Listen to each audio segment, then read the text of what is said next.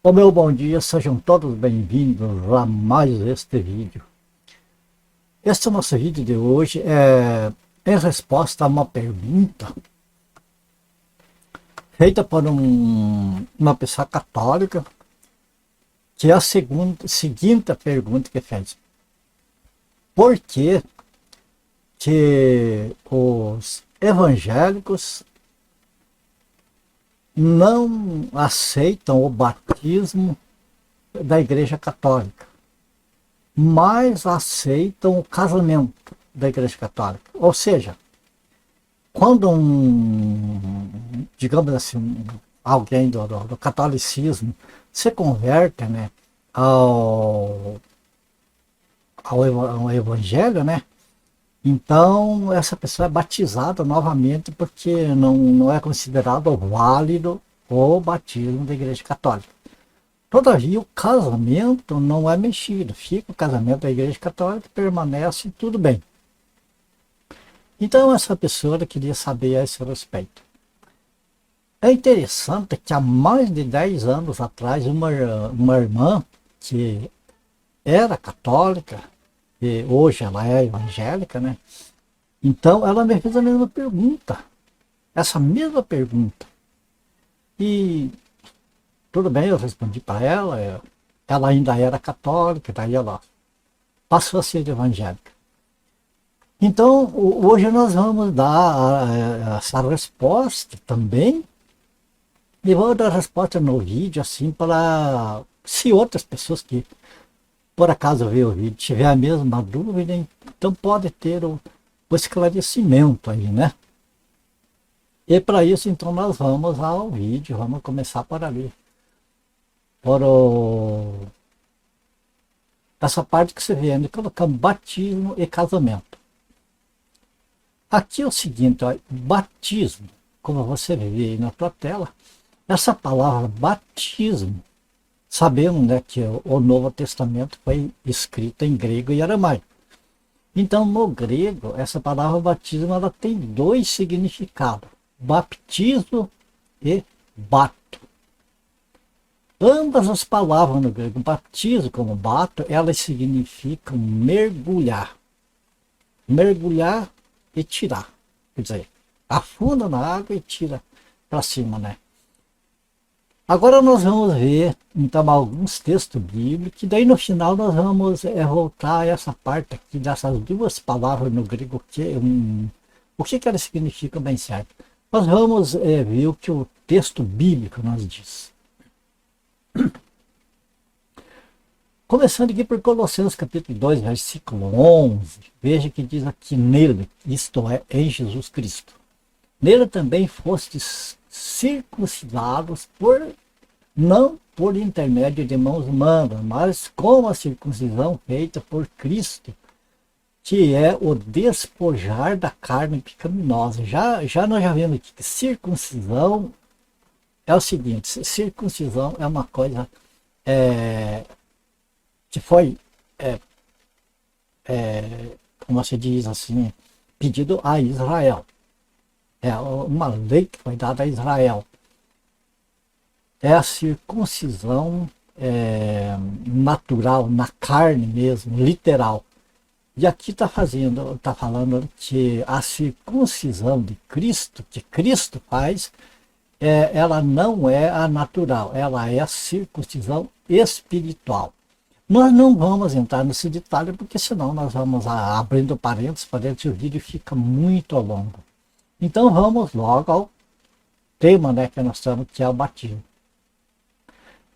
Isso acontece, quer dizer que o apóstolo Paulo está falando na igreja de Colossos que essa circuncisão espiritual, né, a circuncisão de Cristo, acontece quando foste sepultado com ele no batismo, e com ele foram ressuscitados mediante a fé no poder de Deus, que o ressuscitou dentre os mortos. Então, o que significa? Que o batismo significa sepultamento. sepultado com ele no batismo, sepultado com Jesus no batismo. Então, aqueles que é sepultado, veja bem, fica certo o texto que quem é sepultado no batismo é sepultado com Cristo, isto é, na semelhança da morte de Cristo. Então, com ele também é ressuscitado. Eu não vou entrar em detalhes aqui, a Igreja Católica está certa, a Igreja Católica está errada, a Igreja Evangélica está certa, está errada. Aqui, o que eu quero é, como você disse, esclarecer o que é batismo na realidade, e daí as pessoas, cada um vai entender por si próprio, né?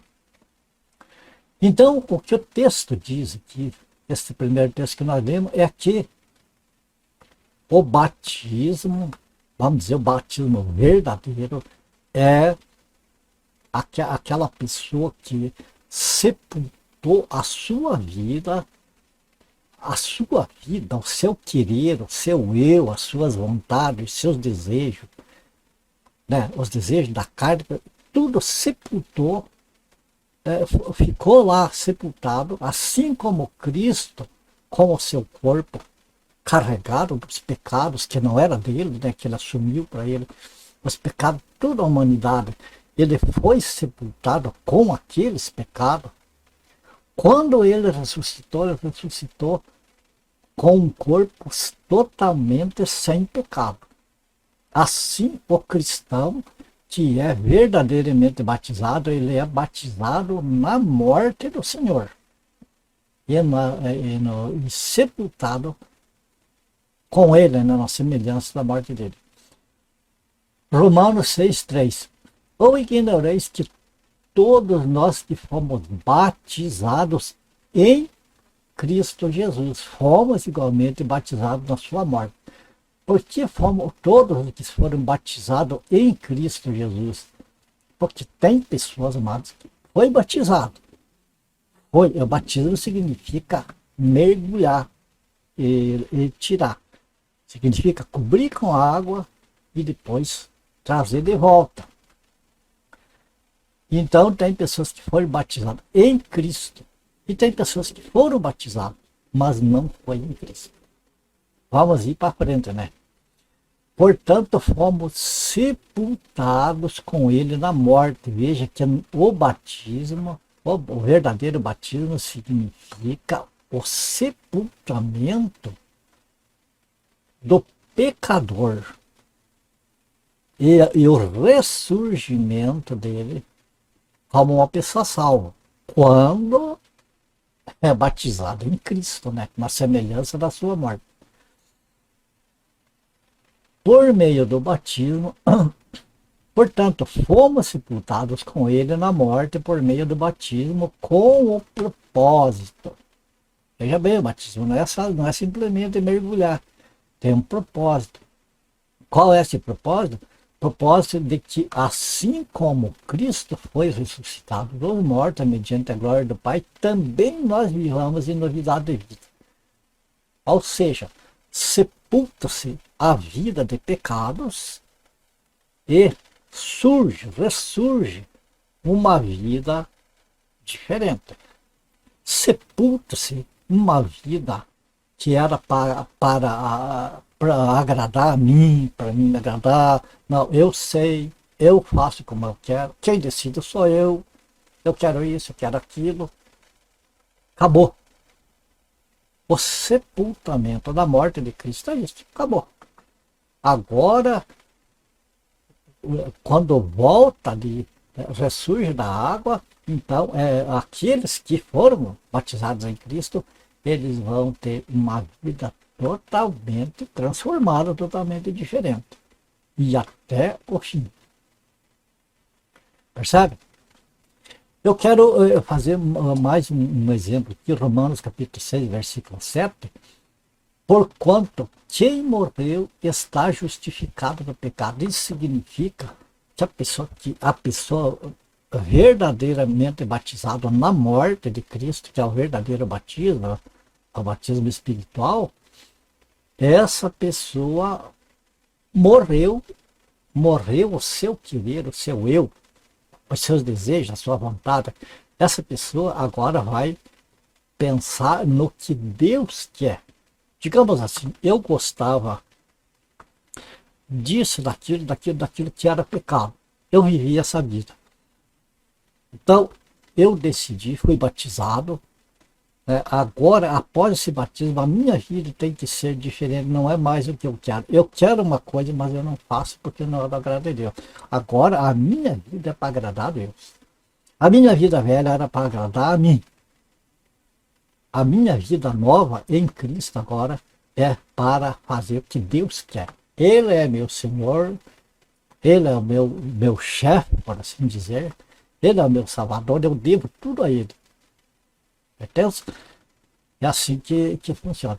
Então, por quanto quem morreu está justificado do pecado. Quer dizer, não significa que a pessoa que morre em pecado, que morre sem se arrepender desses pecados, sem aceitar o Senhor Jesus como Salvador e Senhor, quer dizer, a pessoa que morre não em Cristo, não é porque morreu o corpo físico que vai ser justificado do pecado, não. Aqui fala quem morreu, seja fisicamente, ou seja espiritualmente, no batismo, é uma pessoa que morreu. E aquele que morreu fisicamente ou espiritualmente em Cristo Jesus, ele está justificado a pecado. Não tem mais pecado. Jesus levou os pecados deles. Esse aqui você pode ver esse exemplo aqui, lá em Lucas capítulo 23, versículo 39 ao 43, que fala daqueles dois malfeitores que foram crucificados junto com o Senhor Jesus. Veja que ali um blasfemou contra o Senhor, não se arrependeu. O outro se arrependeu e entendeu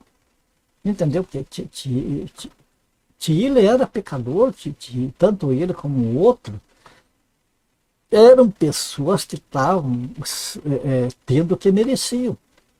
Ele reconheceu que ele merecia aquele castigo ali, aquela morte de cruz, porque ele cometeu pecado. Mas ele reconheceu que Jesus, ele não merecia isso, ele não tinha cometido pecado nenhum, ele estava ali pagando o pecado de outros. Ele estava ali substituindo outras pessoas ali na cruz. E então ele se arrependeu. Ele entendeu e ele pediu para o Senhor Jesus, lembra-te de mim quando entrar no teu reino. E o que aconteceu? Jesus falou, né, estarás comigo no paraíso. Ele prometeu que naquele mesmo dia esse malfeitor ia estar com ele no paraíso. Agora, como que pode uma pessoa não se batizou, se arrependeu no último instante da vida, viveu uma vida perversa, e daí ali, quando está na hora da morte, de repente, se salva? Não é se salva, Deus salvou ele. Deus colocou no coração dele o arrependimento e tudo que ele precisava para ser salvo. Ali no último instante, ele não foi batizado, ele era um malfeitor. Mas acontece que houve o que precisava para a salvação. Houve o arrependimento, houve a fé, o crer no Senhor Jesus, como diz as Escrituras, e houve a morte para o pecado. Como assim a morte para o pecado? Porque esse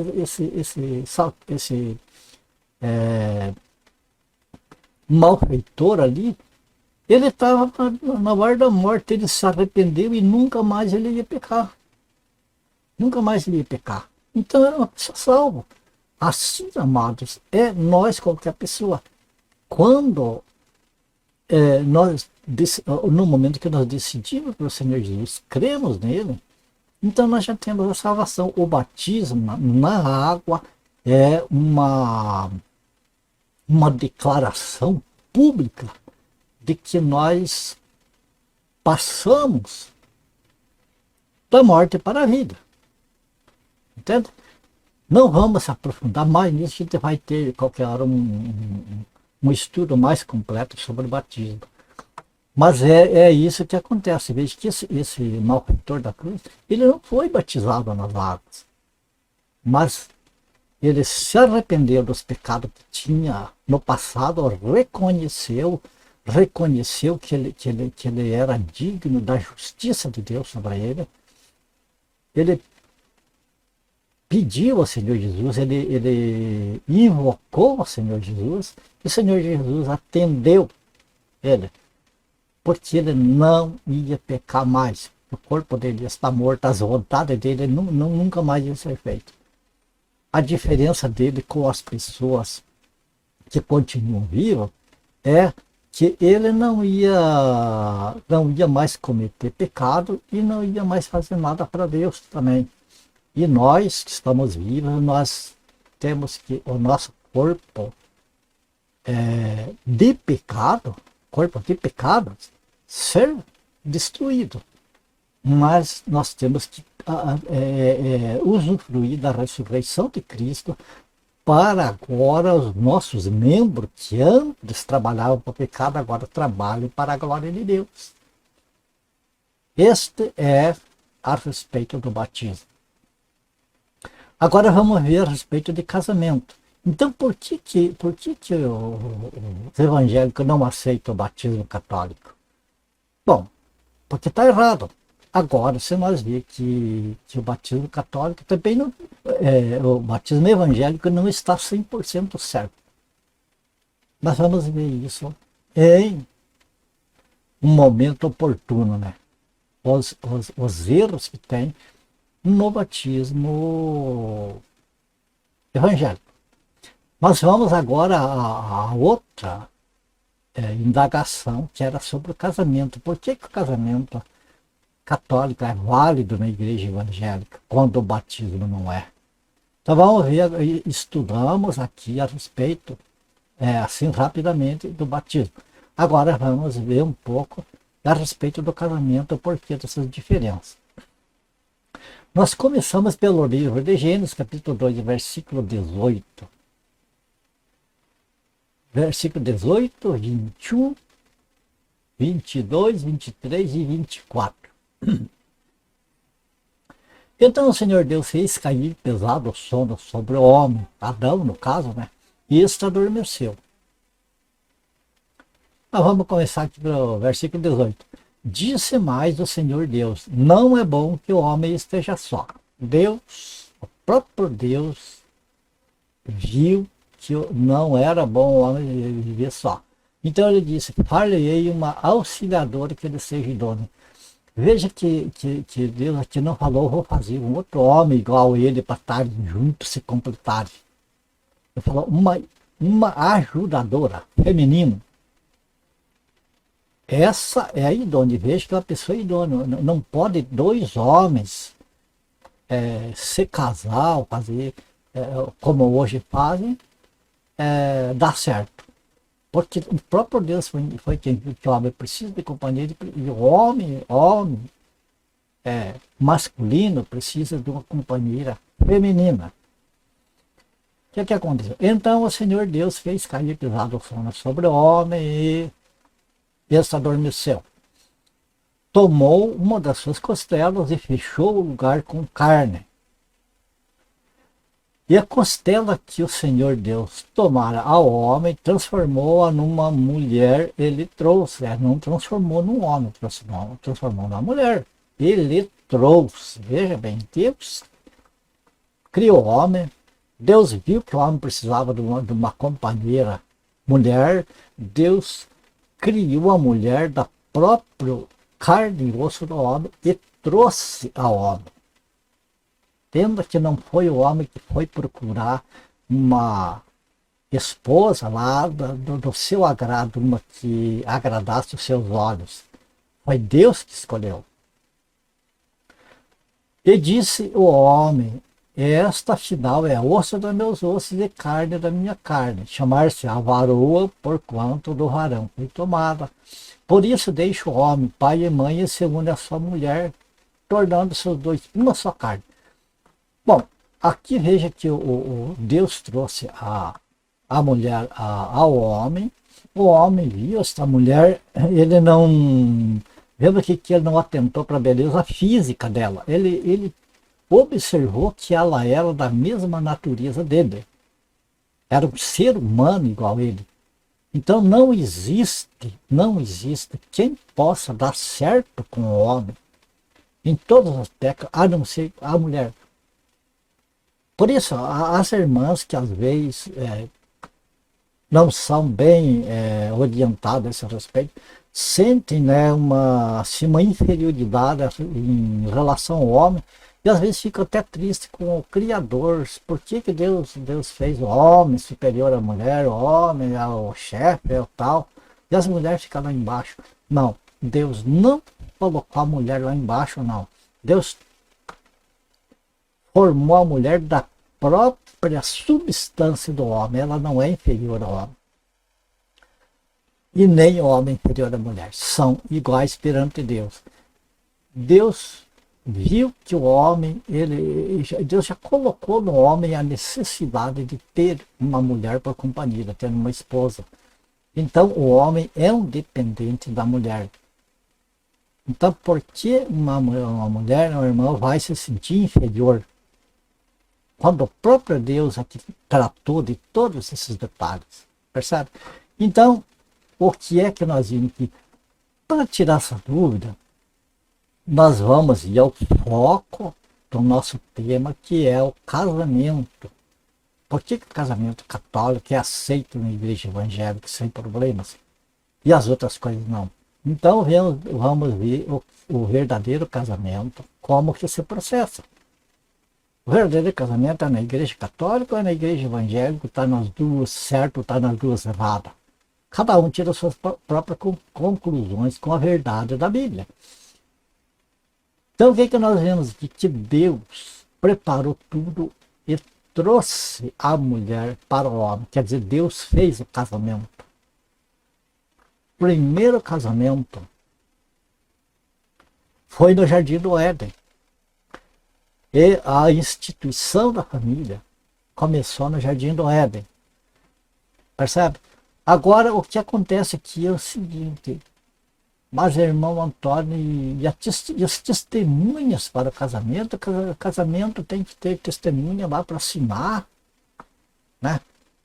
Vai lá na igreja, assina lá, depois tem o certificado de casamento ali e tal, né? Que é toda aquela cerimônia. E o que aconteceu ali? Não tem nada. Depois tem o casamento no civil, tem o tabelião ali que lava, né, a certidão, os noivos e testemunhas assinam. Onde que estão? Pois é, amados, aqui nós não vemos, né? Aqui só nós vemos três personagens: Deus, Adão e Eva. Ou seja, Deus, o marido e a esposa. Pronto, está realizado o casamento. Mas então não tem testemunhas do casamento? É sem testemunho? Não, tem testemunho sim. Quem que é o testemunho, irmão? Malaquias capítulo 2, versículo 13. Aqui o texto fala dos sacerdotes que eles se enjoavam das esposas deles. O que eles faziam? Davam carta de divórcio para ela e tchau, pegue a tua mala e vá. E muitos até já tinham outra em vista que agradava os olhos deles. Então, eles tiravam, às vezes, lançavam fora aquela que Deus tinha colocado e iam buscar uma que era do gosto deles. Será que isso agradava a Deus? Veja o que o Senhor fala para os sacerdotes, né? Ainda fazem isso: cobrir o altar do Senhor de lágrimas, de choro e de gemidos, de sorte que ele já não olha para a oferta, nem a aceita com prazer da vossa mão. Olha que situação estava os sacerdotes. E daí eles perguntam: por que, Senhor? Por quê? Porque Deus estava falando, estava lançando na cara deles os pecados deles, dos próprios sacerdotes, o que eles faziam de errado. E uma das coisas era essa, que Deus não aceitava a oferta dele por esse motivo. E dizia: mas por que, Senhor? Deus estava lançando no rosto deles a infidelidade deles para com Deus e para com a mulher da sua mocidade. Eles dispensavam a mulher legítima deles, que foi Deus que foi testemunhou o casamento ali. Então eles lançavam fora aquilo que eles tinham, vamos dizer assim, tratado, combinado com Deus, para fazer a vontade deles. E a vontade de Deus ficava de lado e a vontade deles, então eles faziam, eles eram infiéis nas alianças com Deus. E daí eles queriam saber, mas por que, Senhor, que nós somos infiéis? O que nós fizemos? Lava de inocente, por quem não sabe. Então o Senhor mostrou para eles. E perguntasse, por quê? Porque o Senhor foi testemunha da aliança entre ti e a mulher da tua mocidade. Ah, né? Quando ela estava lá novinha, bonitinha, toda no frescor da sua juventude, vamos, casa, vamos comigo e tal, tal. Mas agora já está meio velha, desgastada, né? Vamos achar uma mãe novinha. Era isso que estavam fazendo. E era isso que desagradava a Deus. E eles eram infiéis e Deus não aceitava nem as ofertas deles. Então, Deus deu a resposta aqui. Porque o Senhor foi testemunha da aliança entre ti e a mulher da tua mocidade, com a qual tu fosse desleal, sendo ela a tua companheira, a mulher da tua aliança. Existia uma aliança, o casamento é uma aliança, é responsabilidade, irmão. Então essas mulheres, elas cobriam o altar do Senhor. O que elas faziam, elas iam lá no templo, lá derramar suas lágrimas sobre o altar do Senhor, e o Senhor estava tomando a causa delas. Então, amados, casamento é isso. Casamento, o verdadeiro casamento, não é aquele que é feito no cartório, aquele que é feito lá onde o pastor abençoa, onde o padre lá dá a sua bênção. Tudo bem, é bom. Bênção não faz mal para ninguém, né? Mas acontece o seguinte, a responsabilidade está à frente. A responsabilidade é o principal diante de Deus. Não o homem abençoar. A aliança é feita perante o Senhor. Nós vimos que lá no Éden, amados, eram três. O marido, a mulher e Deus testemunhando o casamento. E isso continua até hoje e vai continuar sempre.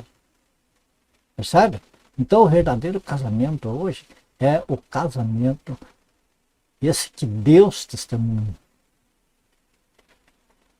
E é preciso que haja fidelidade, senão não quiser sofrer as consequências da infidelidade conjugal. Porque aquelas testemunhas que testemunharam lá na igreja, seja católica, seja evangélica, que testemunharam, que até assinaram ali, eles um dia vão partir também daqui, não vão poder testemunhar nada. O Senhor, não, o Senhor é eterno. O Senhor é testemunha todo o tempo que nós vivemos. E quando partimos daqui para a eternidade, continua a vida testemunho. Ok? Então, aqui nós vendo esses textos tudo, eu acredito que a resposta para você que tinha feito a pergunta, né?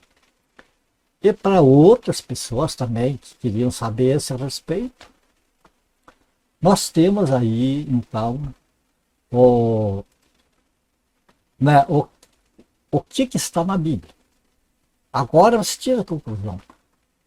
Batismo da igreja católica está certo ou está errado? Batismo na igreja evangélica está certo ou está errado? E a mesma coisa o casamento.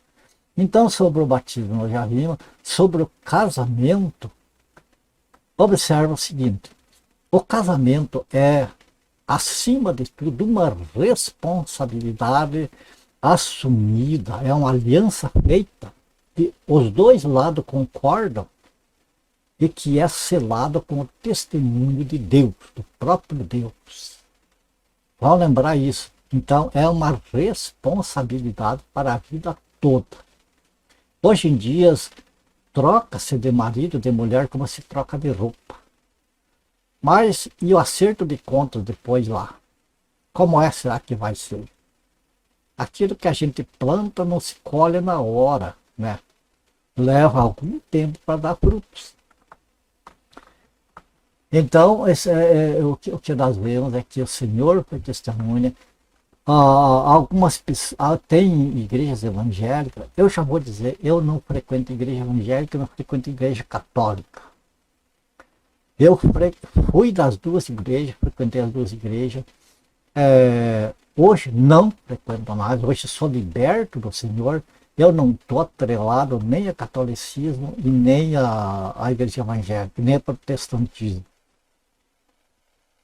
A minha ligação é com o Senhor Jesus, é com a palavra de Deus. Então, por isso eu posso falar tranquilamente, sem precisar estar puxando para um lado ou para outro. Percebe? Então, quando a gente concluir esse nosso estudo aqui de hoje, né, que o batismo, ele é um compromisso com Deus, que existe o batismo na morte do Senhor Jesus, existe o batismo pela emoção, por alguma coisa. Olha, tem um escritor, ou melhor, um poeta e médico grego. Portanto, a pessoa que conhece a língua do Novo Testamento. Essa pessoa, o nome dele é Nicander, ele fez uma ilustração a respeito do batismo. Da seguinte maneira que fica, é o mais certo para a gente entender. Ele comparou o batismo com a preparação do pícaro. Você sabe o pícaro que é, né? Aqueles vegetais que você vai fazer uma conserva, né? Ali você coloca cebola, miúdas, cenoura, couve-flor, pepino, enfim. Pega esses vegetais, separa, e o que faz com esses vegetais? Mergulha eles na água quente e tira. Mergulha e tira ali para lavar, né? Esse processo na preparação do pícaro chama-se bato. Lembra que nós tínhamos ali bato e baptizo. Ambas as palavras significam batismo. Só que essa palavra bato, ela é como a preparação do pícaro, onde é mergulhado e tirado, então é batizado. Só que esses vegetais ali, eles são colocados de lado, então eles são mergulhados na água e são retirados e continuam com o mesmo teor, com a mesma natureza, iguais quando eles foram colocados, foram emergidos na água. Já a segunda etapa, ali da preparação do pícaro, segundo o Nicander, né? A segunda parte, o que é? É pegar aqueles vegetais que já tinham sido mergulhados na água e mergulhar outra vez. Portanto, batizar significa mergulhar, seja bapto como batismo. Só que aquela que foi mergulhada e tirada e continuou com o mesmo teor, a palavra é bapto. E a palavra baptismo significa agora essa segunda etapa, onde os vegetais são mergulhados ali naquela solução conservante e só vão ser retirados dali no momento de consumir, né? No momento de consumir aqueles alimentos ali. Então o que acontece? Aqueles vegetais foram colocados brutos ali, com um gosto, com um teor, com uma natureza, e quando eles são tirados dali, quando eles sobem da água, né, tirados dali para o consumo, eles têm outra natureza totalmente diferente, eles têm um gosto diferente, eles têm uma consistência diferente, ou seja, há uma transformação total. Assim, amado, é o batismo. O batismo nas águas não salva ninguém, porque salva é o sangue do Senhor Jesus. Mas o batismo na água é o mergulho da pessoa e depois tirado de volta. Então a pessoa, quando ele é batizado, o bapto, como está escrito ali, é aquela pessoa que é mergulhada na água, com os seus pecados, com tudo ali, mas sem arrependimento, sem novo nascimento, ele volta ali, que nem aquele pico que foi lavado na água ali, e retirado da água e não sofreu nenhuma transformação, nenhuma mudança. Já o que é mergulhado lá na água, aquele que se batiza, a pessoa que se batiza mergulhada na água, e essa pessoa se arrependeu dos seus pecados, confessou, o coração está voltado para Deus, nasceu de novo, essa pessoa ela é mergulhada com todos os seus pecados. Ela é mergulhada ali, aquela natureza ruda, aquela natureza, como daqueles vegetais antes da conserva, né? Ele é mergulhado e quando ele sobe, quando é puxado da água, então vem uma outra criatura totalmente transformada. Como que acontece isso? Essa é uma ação do Espírito Santo na vida da pessoa, não depende da pessoa, mas a pessoa nunca mais vai ser a mesma pessoa. Você vai vendo uma pessoa que foi verdadeiramente batizada, é aquela pessoa que você não vai, a pessoa peca, cai em pecado, acontece, mas é uma pessoa que não vive no pecado, é uma pessoa que não tem prazer no pecado, é uma pessoa que a partir do batismo ele vai honrar perante a sociedade a decisão que ele mostrou ter ali no batismo. Então é aquela pessoa que foi transformada, a sua natureza, que era uma natureza pecaminosa, passa a ser uma natureza de santidade. A natureza vinda de Deus, a semente de Deus plantada no seu coração. Então essa pessoa passa, quando ele usava, né, esse sentido, as mãos, o paladar, o olfato, a visão, a audição, para o pecado, ele vai usar estes mesmos sentidos para a glória de Deus, para fazer a vontade de Deus. Então percebe o que é, na realidade, o batismo? O batismo, onde a pessoa é batizada e continua com a velha vida, é aquele batismo do pico que não foi colocado na conserva, ou apenas lavado. E tem muitos, tanto no catolicismo como na igreja evangélica, tem muitas pessoas que apenas tomaram banho. Apenas tomaram banho, não teve transformação nenhuma na vida.